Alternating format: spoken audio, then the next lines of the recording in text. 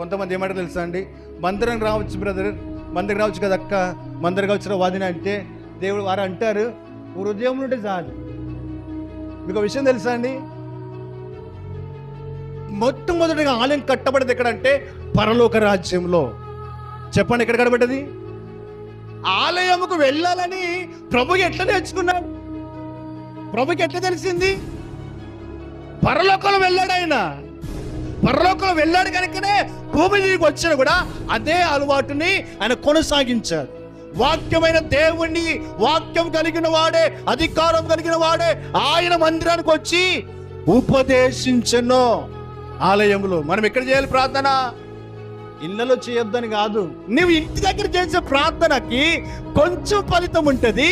అదే మందిరానికి వచ్చి కన్నీరు గారిస్తే దానికి బహుమానం ఉంటుంది, అధికమైన సంతోషం ఉంటుంది, విడుదల కలుగుతుంది, రెట్టింపు అధికమైన శక్తితో నింపబడతావు.